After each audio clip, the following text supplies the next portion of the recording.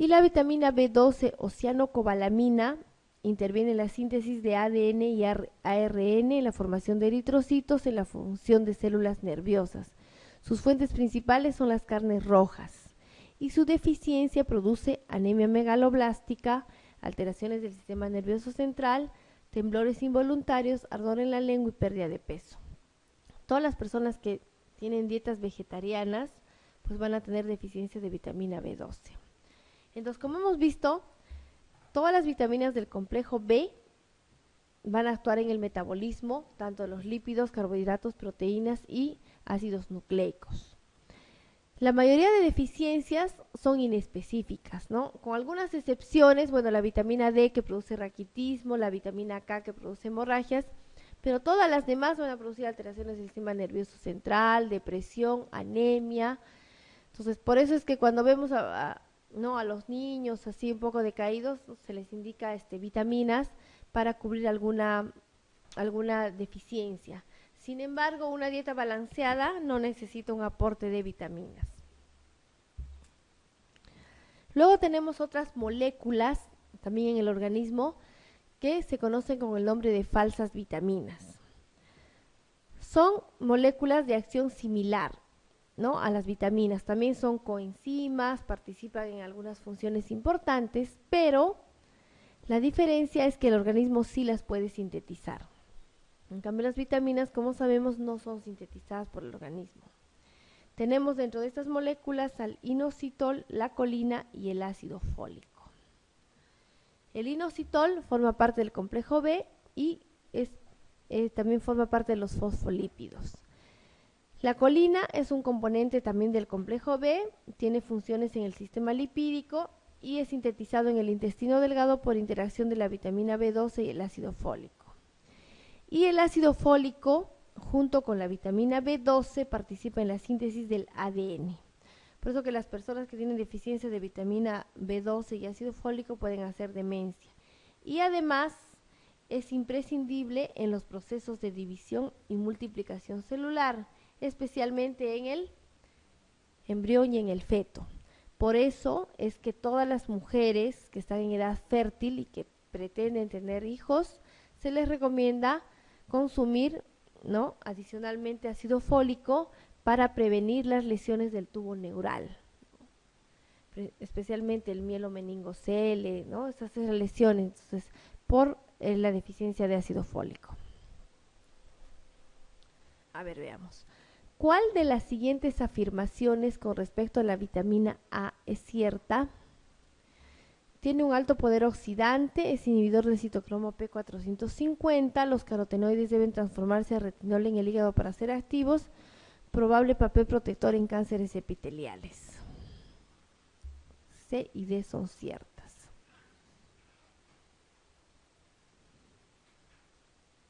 Entonces la respuesta correcta es... También le hemos dicho que la vitamina A actúa en los epitelios, entonces puede proteger en lesiones epiteliales. Una paciente mujer de 45 años acude a consulta manifestando sensación urente en planta de pies. Esta es una manifestación del déficit de ácido pantoténico, ¿no?, vitamina B5. Para la síntesis de colágeno es necesaria la presencia de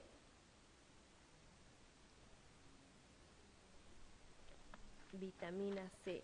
Así es.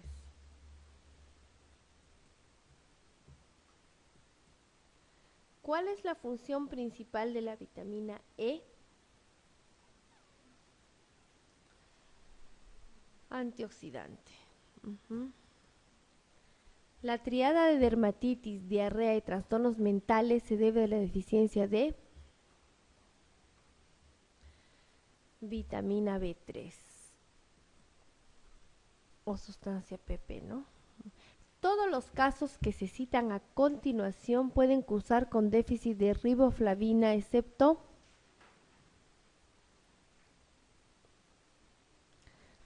riboflavina es vitamina B2.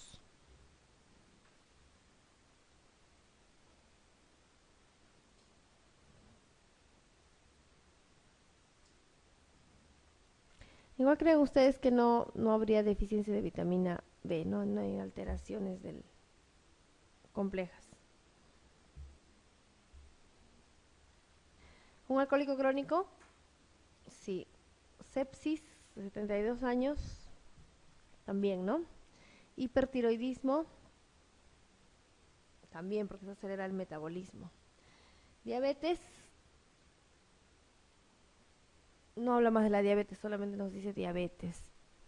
Insuficiencia renal crónica terminal en hemodiálisis, también, ¿no? La vitamina D, para tener mayor actividad, hidroxila sucesivamente en hígado y riñón. Respuesta C. Los fumadores requieren un aporte extra de... Entonces el tabaco va a producir deficiencia de ácido ascórbico. Entonces se recomienda como protector, de alguna manera, administrar vitamina C. La deficiencia de vitamina K en los adultos se debe principalmente a cirrosis hepática.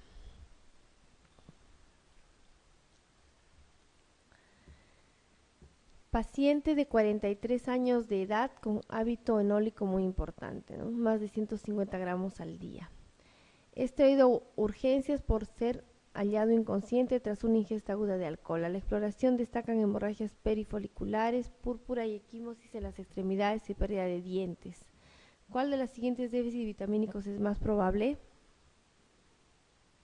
Puede tener una deficiencia de vitamina C. Esto es el famoso escorbuto, ¿no? Las hemorragias perifoliculares. Seguimos.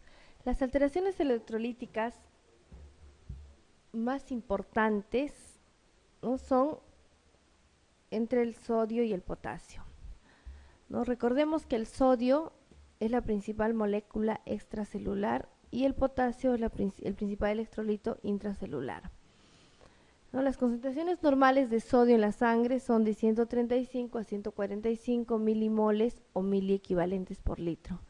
Y el potasio está entre 3.5 a 5 miliequivalentes o milimoles por litro. Dentro de todas las alteraciones hidroelectrolíticas, la más frecuente es la hiponatremia, ¿no? Cuando tenemos un paciente con hiponatremia, debemos abordar al paciente de esta manera. Lo más importante cuando tenemos la hiponatremia es evaluar la cantidad de agua corporal, ¿no? Entonces vamos a tener a un paciente para clasificarlo en 3 grupos. Cuando existe una disminución de agua corporal, cuando existe aumento de agua corporal o se encuentra casi normal, y cuando existe un exceso de agua corporal. El paciente que tiene déficit de agua corporal se llama hipovolémico, ¿no? Entonces estamos frente a un paciente con hiponatremia más hipovolemia. A este grupo de pacientes vamos a ver que existe una pérdida de agua. Entonces la pérdida de agua puede ser a nivel renal o a nivel extrarrenal. ¿Cómo sabemos que está habiendo pérdida a nivel renal? Entonces le hacemos un dosaje de sodio urinario. Si el sodio urinario es elevado, entonces sabemos que por ahí está habiendo la pérdida, ¿no? Es una hiponatremia por pérdida renal. Y si el sodio urinario está disminuido, entonces la pérdida es extrarrenal. ¿Cuáles son las situaciones de pérdida renal de sodio y agua? El exceso de uso de diuréticos, principalmente los diuréticos de asa, ¿no? La furosemida. Puede haber un déficit de mineralocorticoides, es decir, un hipoaldosteronismo. Podemos estar frente a una nefritis pierde sal, al síndrome pierde sal cerebral, bicarbonaturia, ¿no? Que produce acidosis tubular renal, una alcalosis metabólica, cetonuria o una diuresis osmótica, por ejemplo en una diabetes descompensada o exceso de urea, es decir, una insuficiencia renal crónica. Entonces, cualquiera sea estas situaciones, el paciente necesita un manejo inmediato con reposición de suero salino, ¿no? Que a su vez va a reponer el sodio y el agua perdido. Si el sodio urinario está disminuido, entonces estamos frente a una pérdida extrarrenal. Puede ser por vómitos, puede ser por diarrea, puede ser por tercer espacio, por ejemplo, una apendicitis, ¿no? Una peritonitis que hace tercer espacio o cualquier otro tipo de sepsis, grandes quemaduras donde se pierde sodio por la piel, o en algunas enfermedades especiales, ¿no? Por ejemplo, cuando se pierde sudor en la fibrosis quística, ¿no? Se pierde gran cantidad de sodio y cloro a nivel de la sudoración. Igualmente, en cualquiera de estas situaciones, el tratamiento es el mismo, administrar suero salino. Estas son las dos principales causas más frecuentes de hiponatremia. Pero también vamos a tener a un paciente hiponatrémico normovolémico, donde hay un exceso de fluido extracelular pero sin edema. Es decir, hay un leve aumento del agua corporal total, el sodio corporal no está alterado, es decir, es una pseudohiponatremia. En estas situaciones hay una pérdida excesiva de sodio, ¿no? Entonces, ¿qué debemos buscar aquí? ¿Qué otras enfermedades? Ya hemos descartado todas estas, ¿no? Entonces tenemos el déficit de glucocorticoides, es decir, una insuficiencia suprarrenal, hipotiroidismo, estrés físico o emocional muy intenso, el uso de algunas drogas y la intoxicación con agua y el síndrome de secreción inadecuada de hormona antidiurética. Todas estas patologías en realidad se hacen una vez que hemos descartado todas las primeras, ¿no? En este caso, lo único que se hace es restricción de agua. A diferencia del anterior donde se administra suero salino, en este caso está indicada la restricción de agua, ¿no? Porque hay un leve aumento de volumen, pero no hay edema. Y la tercera situación es donde existe una gran cantidad de agua corporal, ¿no? El paciente está hipervolémico, es decir, hay edemas. Igualmente en este caso podemos ver que puede haber una pérdida renal o una pérdida extrarrenal donde hay un fallo renal agudo crónico, o en este caso puede haber un síndrome nefrótico donde no se pierde por la orina, simplemente hay dilución, puede haber falla cardíaca, es decir, una insuficiencia cardíaca congestiva, o puede haber cirrosis, ¿no? En este caso, la hiponatremia es por dilución, simplemente porque hay mayor cantidad de soluto, entonces esto va a hacer que el sodio en global baje. También en este caso, como hay un exceso de volumen, hay que hacer la restricción de volumen.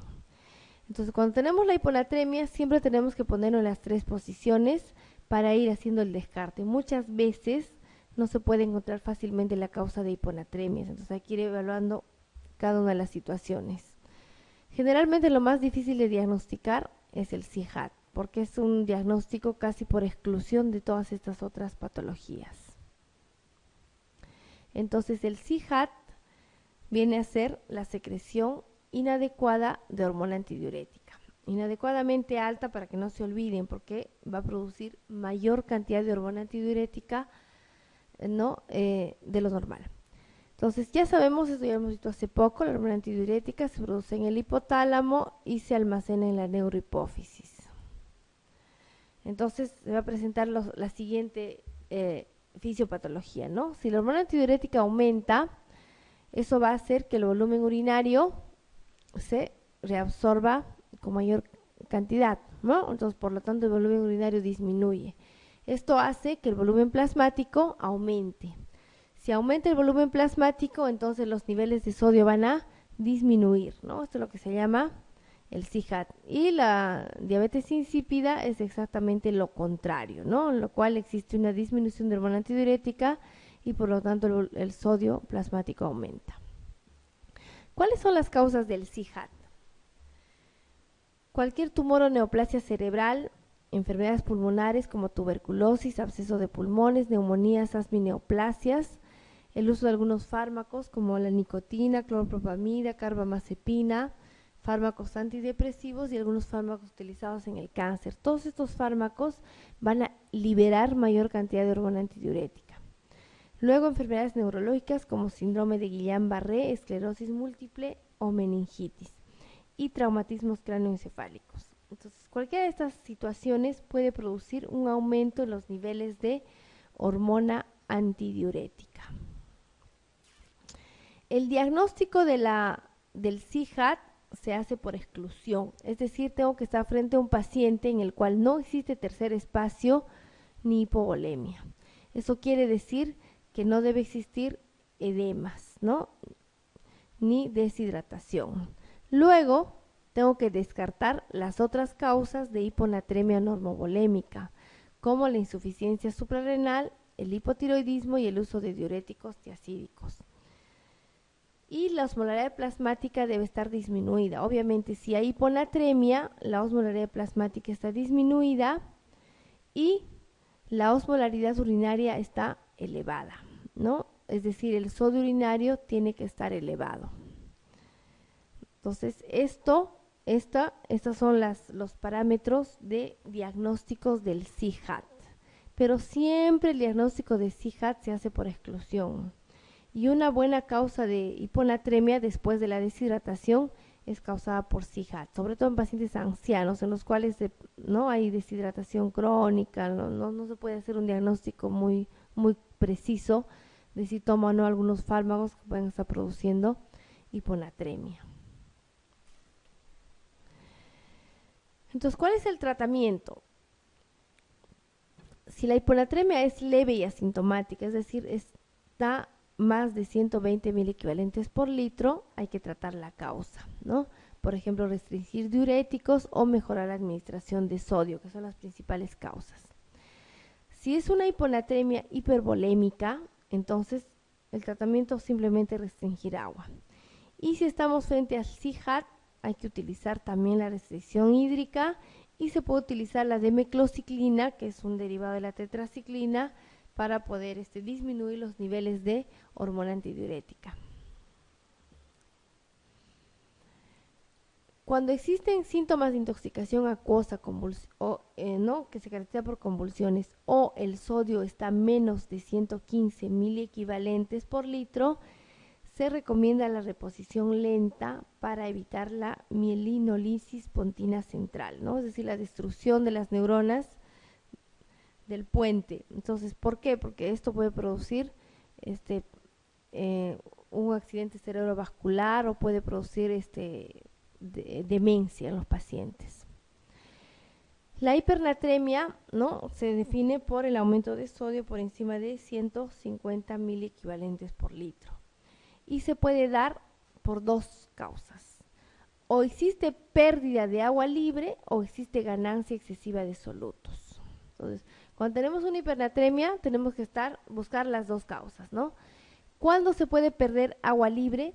Cuando hay excreción de agua pura, ¿no? Cuando hay fiebre muy alta y muy prolongada, ¿no?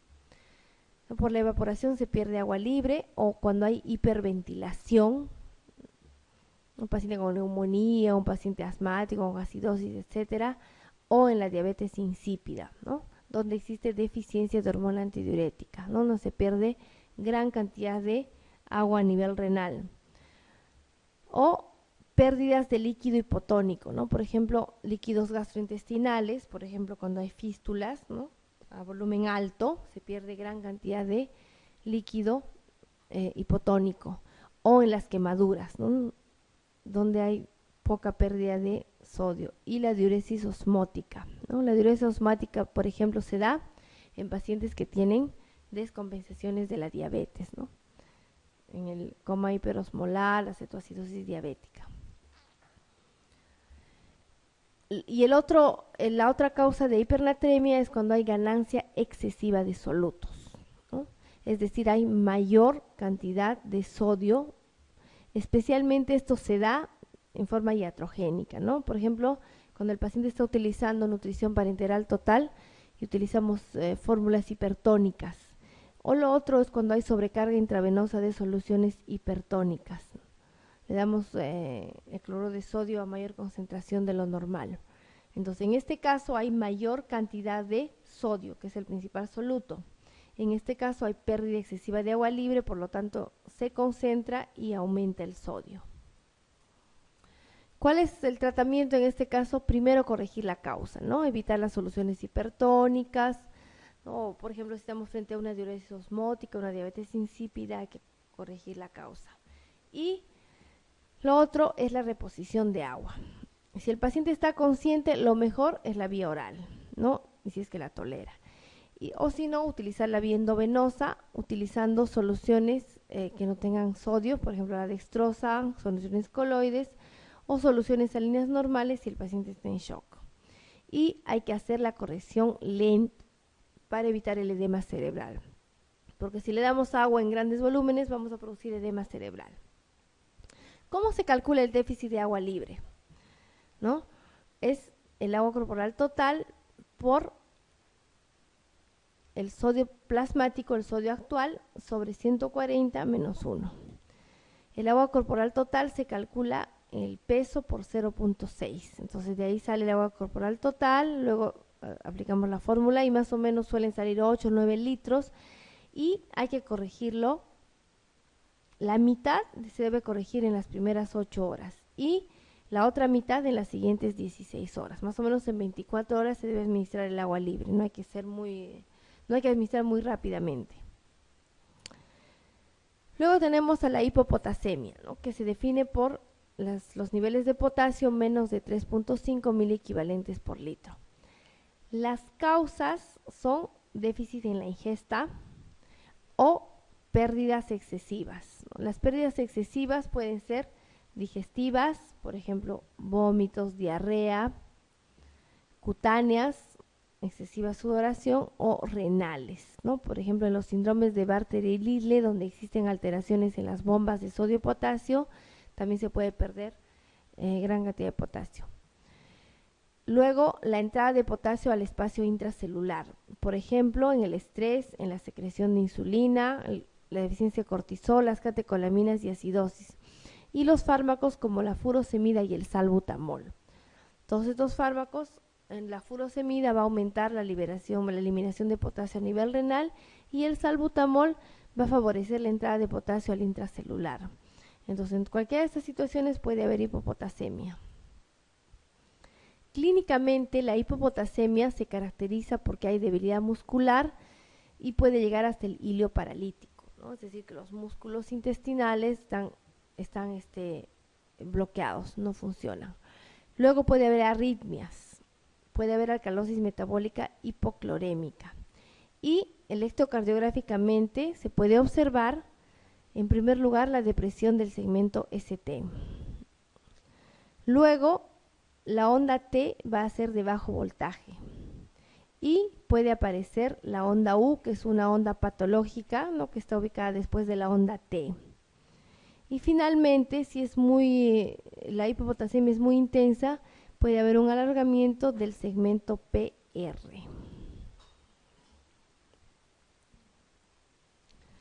El tratamiento de la hipopotasemia principalmente es corregir la causa, ¿no?